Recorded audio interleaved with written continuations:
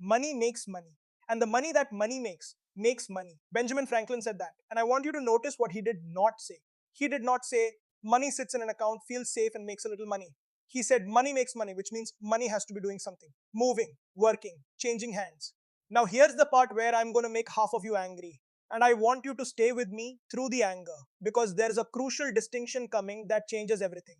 You got money in a high yield savings account right now and you feel responsible about it. You did the smart thing. You're earning 4.5%, maybe 5%.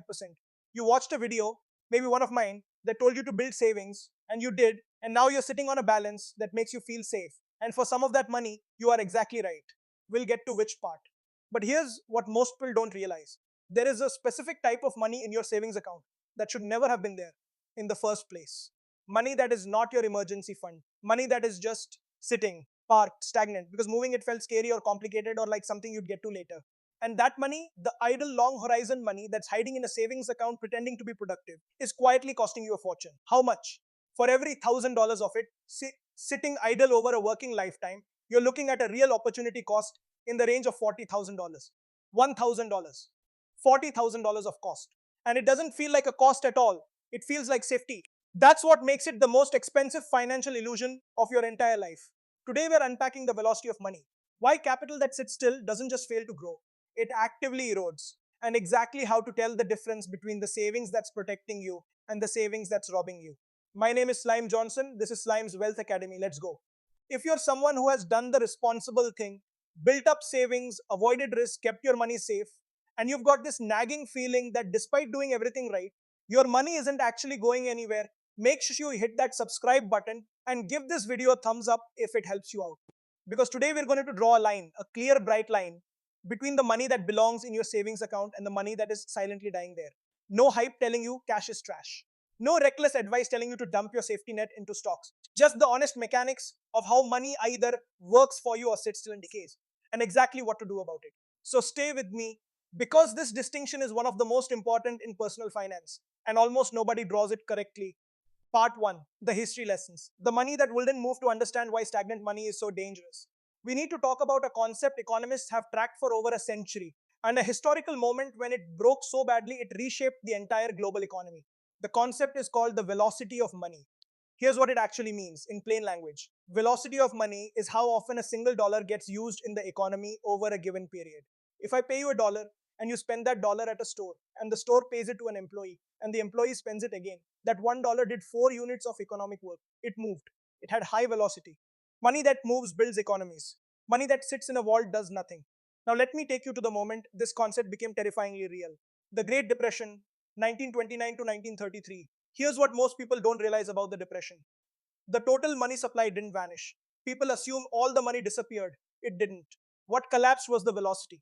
Terrified by the 1929 crash, by bank failures, by uncertainty, people and banks did the thing that feels safest in a crisis. They stopped moving their money. They hoarded it. They stuffed it under mattresses, sat on it, refused to lend it, refused to spend it. Between 1929 and 1933, the velocity of money in the United States fell by roughly a third. The dollar still existed. They just stopped working.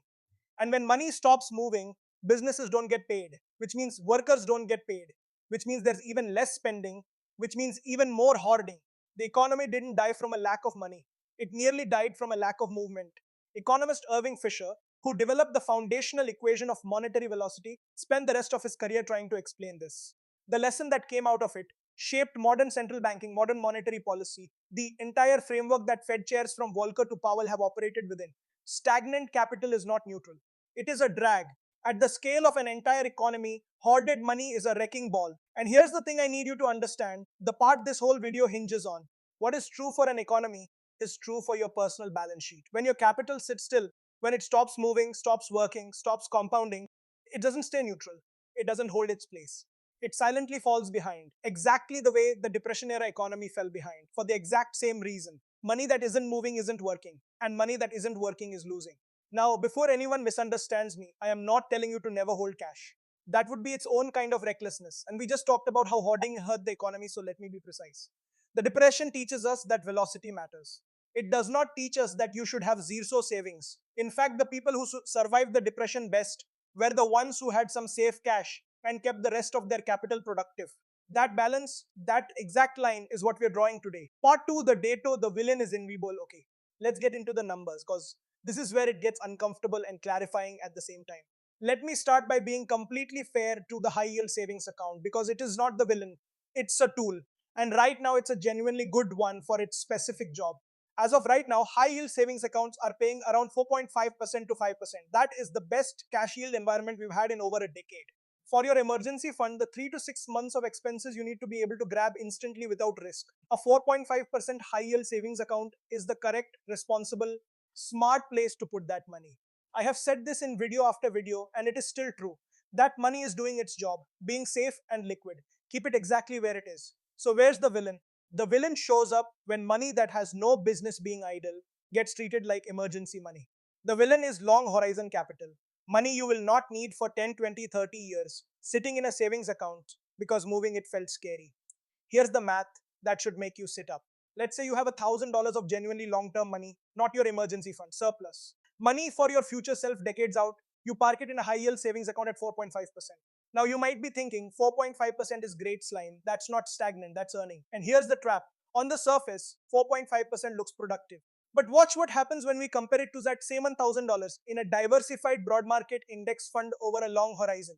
In a high yield savings account at 4.5% over 40 years, that $1,000 grows to approximately $5,800. In a broad market index fund at the S&P 500's historical average of around 10% over those same 40 years, that $1,000 grows to approximately $45,000. The difference, roughly $39,000. Call it $40,000 on $1,000 of money you didn't need anyway. That gap, that $40,000, is the cost of stagnation disguised as safety. And here's what makes it the perfect villain. It's invisible. You never see the $40,000. There's no withdrawal, no fee, no alert on your phone. The money in your savings account is still there. It even went up a little. So your brain registers it as a win. Meanwhile, the version of you in the index fund quietly became $40,000 richer. And you never felt the difference because you can't feel an opportunity cost. You can only calculate it. Now, this is the part of the channel where I refuse to lie to you. Let me stress test that number because past performance doesn't guarantee future results. And I've told you before that valuations right now are elevated. If future returns are lower than the historical average, let's run it at a conservative 7% instead of 10%. That same 1,000 over 40 years becomes about $15,000 versus $5,800 in the savings account. So the gap shrinks to around $9,000. So depending on what markets actually do, the cost of leaving that long-term $1,000 idle is somewhere between roughly 9,000 and 40,000 per $1,000. And here's where it gets really interesting. Almost nobody has just $1,000 of idle long-term money. The Federal Reserve's data and various consumer surveys consistently show that a huge portion of American households hold far more cash than their emergency needs require, often tens of thousands of dollars sitting idle, not because it's earmarked for anything, but out of inertia and fear. Run that 40,000 per thousand math on $20,000 or $30,000 of stagnant long-term capital. And you are no longer talking about a missed opportunity. You're talking about the difference between an ordinary retirement and generational wealth. That is the velocity of money applied to your life. Money that moves, compounds. Money that sits, decays slowly, silently, invisibly. Part 3, the twist. Why your brain hoards. Here's what most people don't realize. The reason people leave long-term money stagnant in savings is not a math problem. They're not sitting there doing the calculation and concluding that 4.5% beats 10%. Nobody believes that. It's a psychology problem, and it's a deep one. There's a well-documented principle in behavioral economics called loss aversion, identified by Daniel Kahneman and Amos Tversky. The finding is stark. Humans feel the pain of a loss roughly twice as intensely as they feel the pleasure of an equivalent gain. Losing $100 hurts about twice as much as gaining $100 feels good. Now apply that to your money. A savings account feels like it has zero chance of loss. The number only goes up. So your loss-averse brain, the one wired to feel loss twice as hard, absolutely loves it. It's emotionally soothing. It's a financial security blanket. An index fund, on the other hand, goes up and down. Some months it drops. And every time it drops, your loss-averse brain screams that you're losing money, even though over any long horizon in market history, that volatility has been the price of admission for dramatically higher returns. So here's the trap your brain sets for you. It treats the visible emotional risk of market volatility as the real danger, and it completely ignores the invisible, silent risk of stagnation. You're so afraid of the loss you can see that you walk directly into the much larger loss you can't see. This is what I call the stagnation paradox. The thing that feels safe, idle cash, is quietly the riskier long-term choice for money you don't need soon.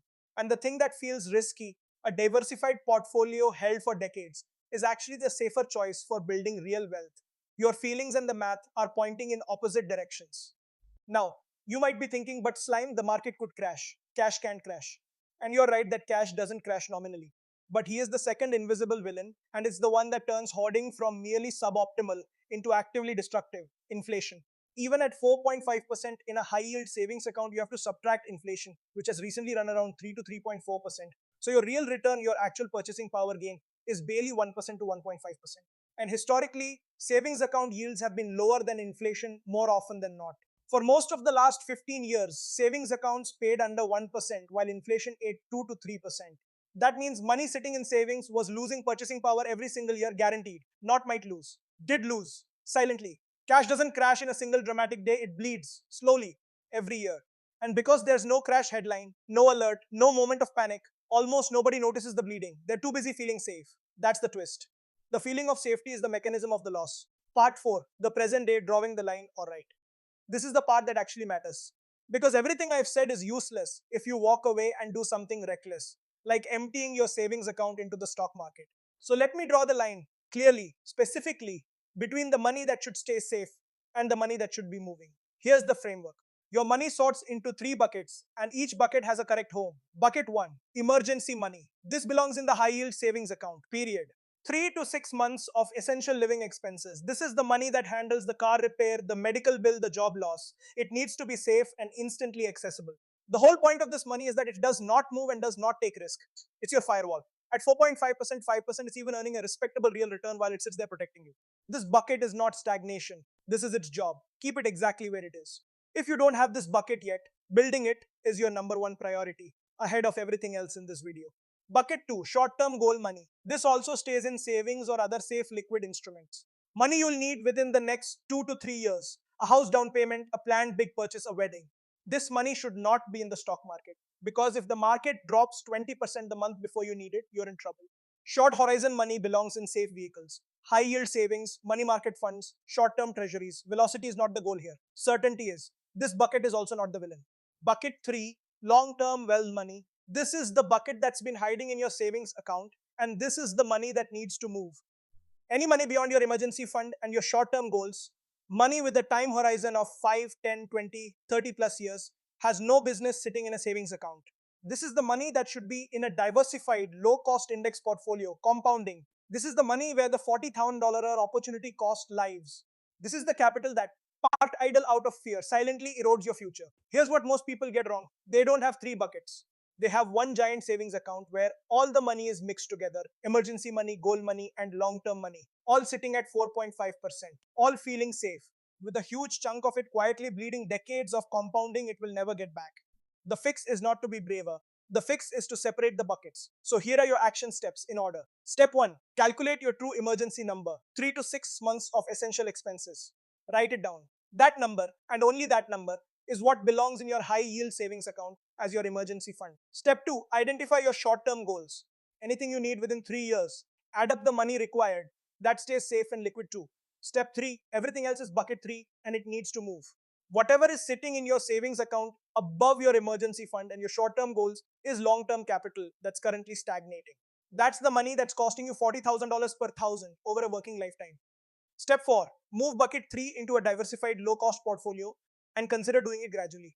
Here's a nuance that respects your loss-averse brain. You don't have to move it all in one terrifying lump. Dollar cost averaging, moving it in equal chunks over several months, reduces the risk of investing everything right before a dip, and it's psychologically far easier to stick with. Set it up automatically. A broad market index of fund. Then do the hardest thing in investing. Leave it alone and let the velocity work. Step 5, keep your emergency fund fed.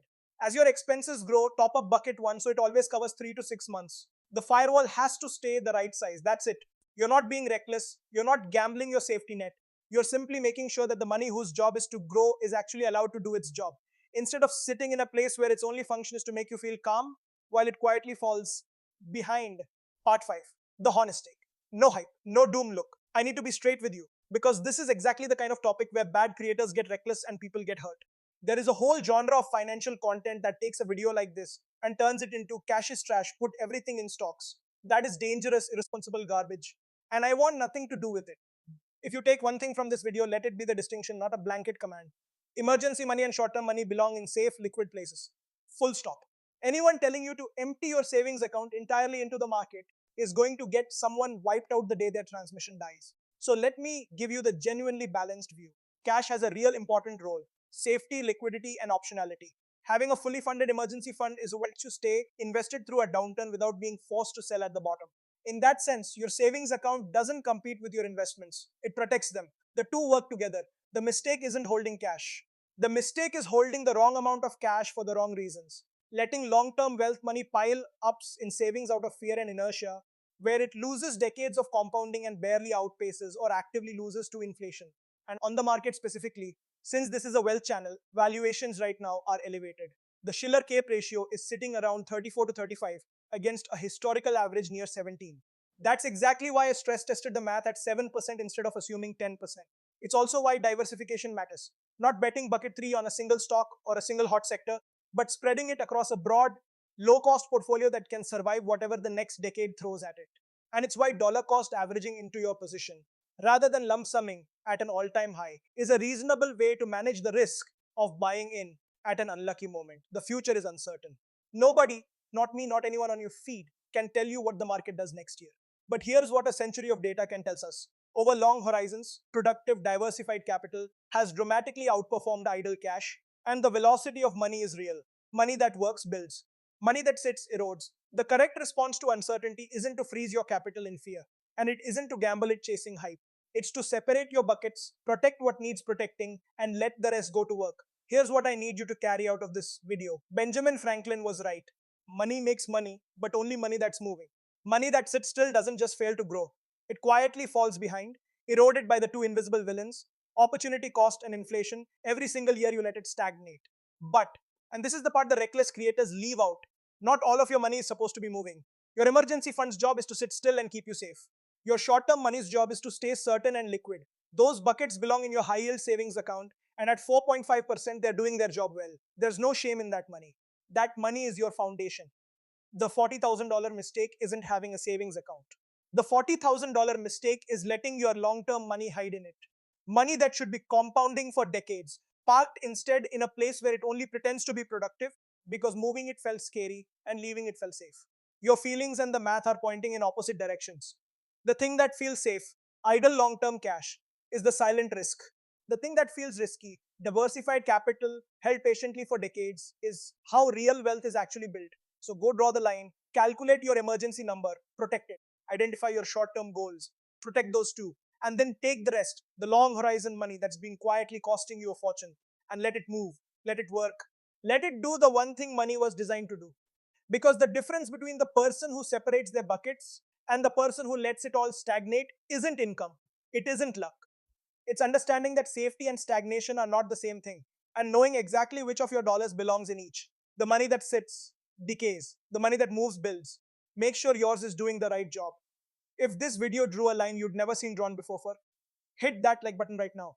It genuinely helps this channel reach more people who are quietly losing money while feeling perfectly safe. Subscribe to Slime's Wealth Academy if you're not already here. We break down the real mechanics of money every single week. No jargon, no gatekeeping, no hype. Drop a comment. How many buckets were you running before this video? One big mixed up account. Or did you already have the line drawn? I read every single one. And if you've got someone in your life with a pile of cash sitting idle out of fear, send them this video. Not to scare them out of their savings, but to help them tell the difference between the money that's protecting them and the money that's quietly holding them back. I'm Slime Johnson. This is Slime's Wealth Academy. Regular people, real wealth, no gatekeeping. See you in the next one.